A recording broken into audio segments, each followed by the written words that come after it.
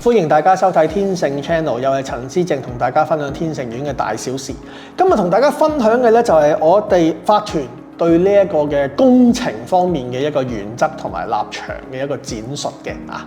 好多朋友呢排咧就問啦，哇！我哋會唔會有好多咩大工程啊、成啊咁樣啊？見到嗰啲新聞啊，令佢觸目驚心啊，會唔會係會去重蹈覆轍啊？或者係會唔會係呢啲引以為鑑啊？咁樣好多呢啲咁樣嘅提醒啦嚇，我哋啦咁樣。咁我諗我哋咧係有必要啊，係喺呢一度展述翻我哋嘅立場嘅。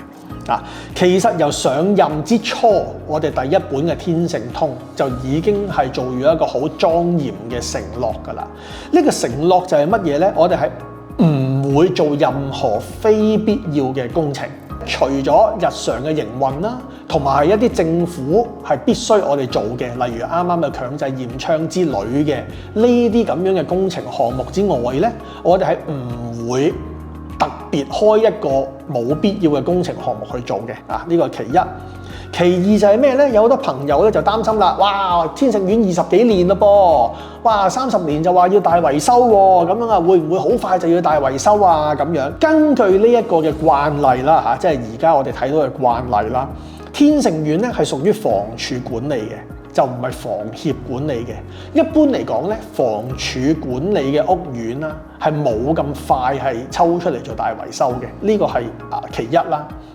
其二嘅就係乜嘢咧？我哋天盛苑嗰個房署嘅結構保養咧，只不過佢過咗冇幾耐嘅啫，可能可以過咗1-2年嘅啫。因此咧，我哋應該咧係仲有一段時間係穩健審慎理財，去慢慢去儲錢，係預備我哋可能10年、8年之後，甚至乎更長之後嘅一個大維修嘅。咁另一方面就係乜嘢咧？我哋自己法團嘅立場啦，就係其實我哋係唔支持呢啲大維修嘅。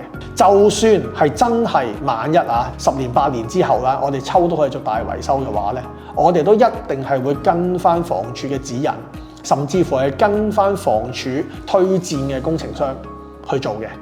我哋係唔會私底下揀一啲自己嘅朋友或者係成做一啲圍標嘅行為，係絕對唔會嘅。我哋係唔單止唔會開新嘅工程嚟做，即係我哋由即係上次選舉啦、換屆選舉嗰一剎那，我哋已經係剎停咗呢一個嘅所謂優質水計劃嘅工程㗎啦。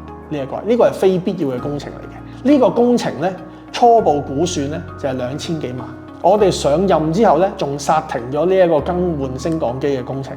呢個工程咧又係接近2000萬嘅，兩個工程加埋4000幾萬嘅工程，係將我哋嘅庫房1毫子都係使埋㗎啦。但係我哋覺得呢兩樣係非必要嘅，就剎停咗。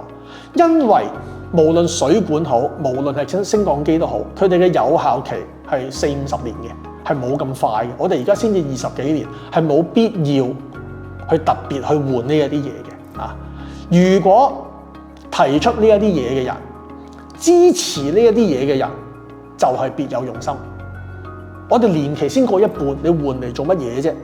而支持呢一啲嘢嘅人咧，就係而家喺條街嗰度成日講話咩正義成嗰個所謂唔知咩民生關注組，佢哋就係支持呢一啲咁嘅工程嘅人嚟嘅。可能啦，我唔知道啦，可能我哋上場嘅時候剎停咗呢啲工程，令到有啲人美夢成空或者係令到有啲人懷恨在心。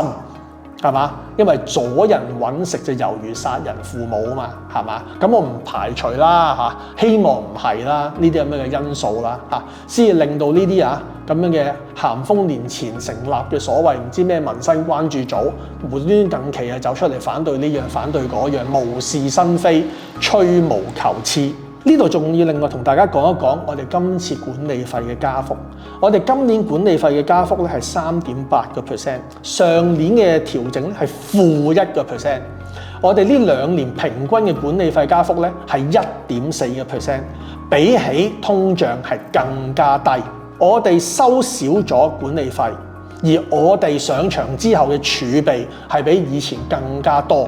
咁我就唔知道以前係點樣理財㗎啦我哋而家有開源節流理財嘅方法咁咧就係我哋呢度再做一個聲明，就係我哋以後嘅管理費都係會參照翻甲類消費物價指數嚟做依歸參考翻呢一個通脹嚟做依歸，唔會好似某啲屋苑咁樣，話一加就加20幾個%啊，咁啊隔離咁樣啦，係嘛？或者唔會好似以前嘅法團咁樣，話一加就加15啊、18啊咁樣嚇。呢個係我哋一個莊嚴嘅承諾嚟嘅。我哋唔夠錢就會去諗點樣去慳錢，而唔係話唔夠錢啊，唔夠錢就加啦咁樣。呢個亦都係我哋嘅理財原則嚟嘅。呢度就係希望各位可以明白，同埋係做一個叫做展述嘅。多謝各位。